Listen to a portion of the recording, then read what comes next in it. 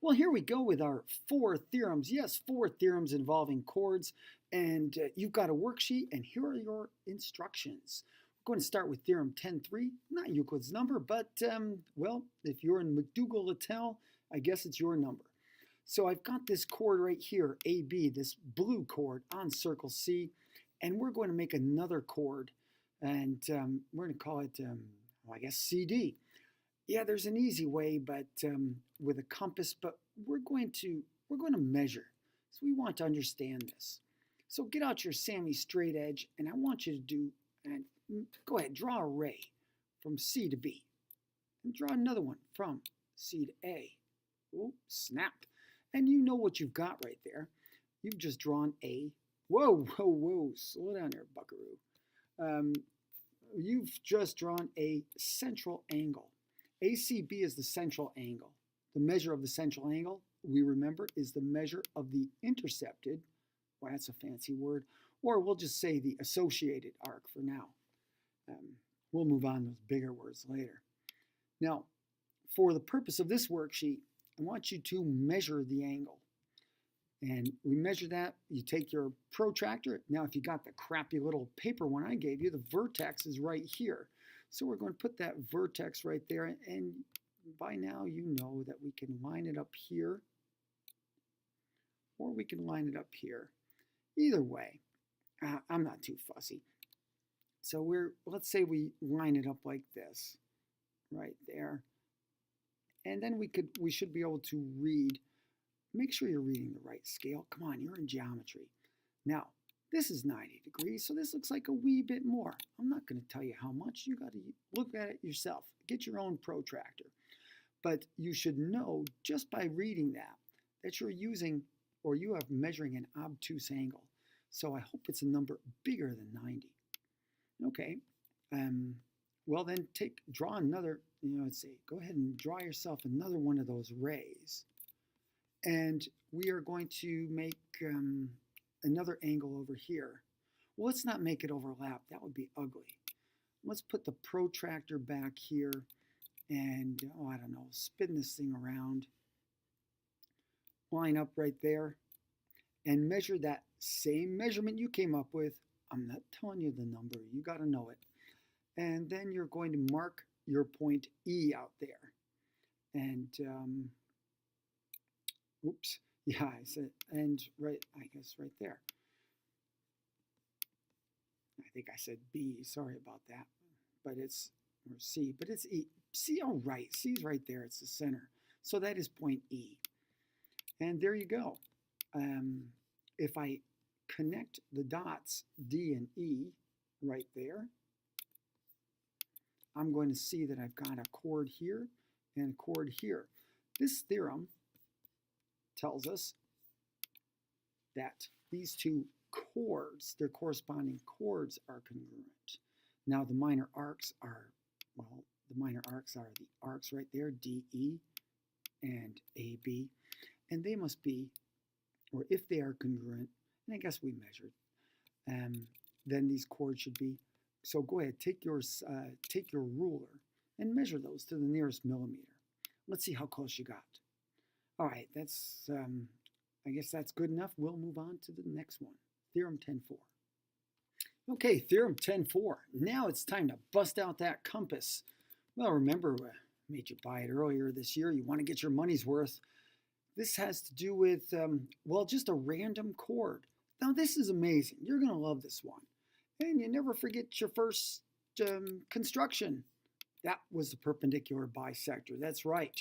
We are going to construct the perpendicular bisector of this segment. Just pretend the circle's not even there. Put the needle on R and go ahead, swing your arc through T, wah, like that. You know how it's done. We've done this since like September. Old school. So then flip your compass around, put the needle on the T, gap it to the R, and there you go. And how many intersections do you need? I know, you just need 2 because it takes 2 to determine a unique line, ray, or segment. So go ahead and draw that line in. There you go. That line is the perpendicular bisector of TR. You can go ahead and put in the pretty marks like that. That's the perpendicular bisector right there. Ooh, sweet. And let's suppose I put in the points S and Q. I'm just going to call them S and Q. I made that up. And they're on the circle. Well, we're saying that that segment SQ must be, are you ready for this? That must be the perpendicular. Well, it's perpendicular bisector. It's a piece of it. It must be a diameter. So if one chord is a perpendicular bisector of another chord, that would be TR in this case, then the first chord, SQ, is a diameter. Absolutely amazing. So there's your example. Well done. Remember, keep those construction marks on there. Make it, it don't mean a thing if it ain't got that swing. Now, let's move on to 10.5.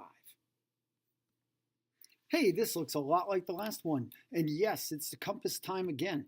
Here we go. We're cranking through. We're halfway through. We're on theorem number 3 here. This time we're starting with a diameter, EG. See, there's the middle right there. Wink, wink. And we are going to, well, we're going to make a chord that's, well, that's perpendicular to this. There we go. If a diameter of a circle is perpendicular to a chord, then the diameter bisects the chord and its arc. So let's see, well, let's first construct it, then maybe see why that's true. Now, you know this construction, we've done it way, way long time ago, again in September, where you have a, well, let's just say a line, it's a part of a line, and a point not on the line, construct the perpendicular. Here we go. Needle on the F. Ready, swing. Like that. Remember, you need that, you need to have 2. Not 1, not, well, not 1, yes, 2. You need 2 right there. 1, 2 clean intersections with a little bit of a gap. Nice distance like that. Now go ahead, reposition your compass. Put the needle on one of those intersections and swing through the other. Is it coming back to you? I think it is. We're going to swing this one down here. Wah, like that. Oh, that's the magenta compass. Flip it around. Let's color it blue now, because we're almost done. And look at that, it's making a smiley face. Old man with a beard. I don't know what shape that is, but it's a lot of fun. Notice we swung it down here so we have the intersection there. We could have had it above F or EG, but we've put it on the opposite side. We already have a legit point here. Now we got one down there. That's all we need. See that? Right there. That's what we need, this point. Okay? And we're going to line up our Sammy straight edge and connect the dots right there. Get that compass out of the way. Now, all we've got to do is say, well, let's suppose we just put a, well, you see we got that. Let's just put a point in there or dress it up a little bit. That is going to be our chord, FD, right there. That's our chord. Now, golly, I don't know. We haven't really said why it bisects. Sure, it looks like it does. I mean, because if I draw this, if I put in one that's not perpendicular, it sure don't look like it's being bisected. And I know this isn't really a proof, but okay, but let's just do it a little bit. Imagine if I drew those radii, because we got the center. So we draw these radii out there. What kind of triangles do you see? I know. I see right triangles. And I actually see 2 congruent right triangles by hypotenuse leg.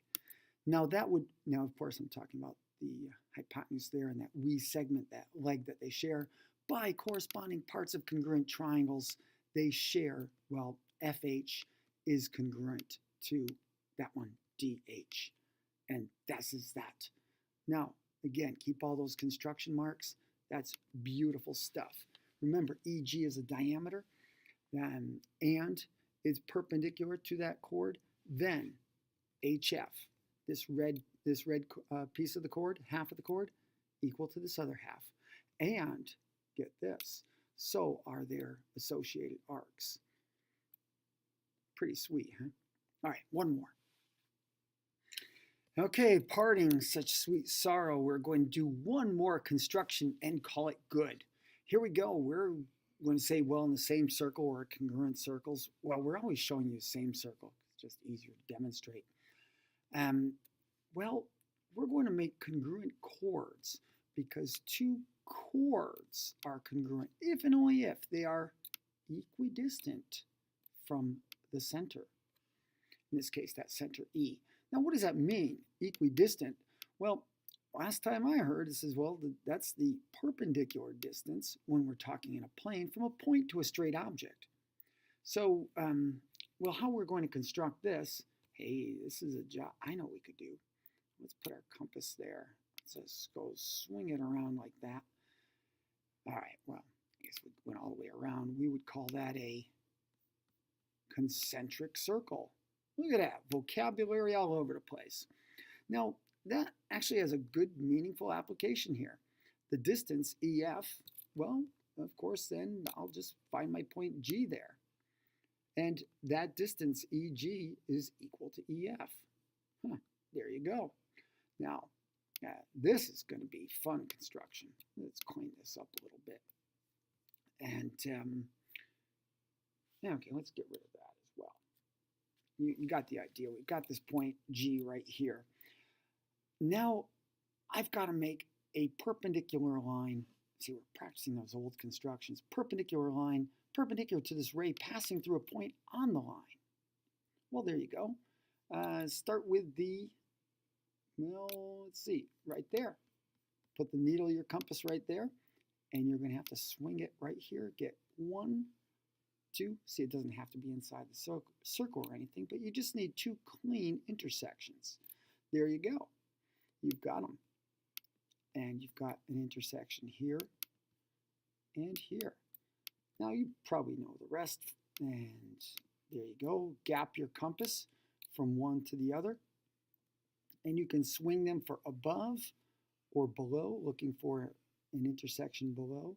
Remember, we already have 1 point. We only need 1 more. And flip our compass around. And again, we can gap it here. Look for this intersection or this intersection there. Either one. I suppose if you want to be redundant, you could say, let's line them all up. I guess it'd be a nice little check for our mechanical error. And we would put in our line right there and say, aha! Now that line is perpendicular. It's perpendicular to this ray passing through G. All we'd have to do is trim it. We got a point right there and a point right there.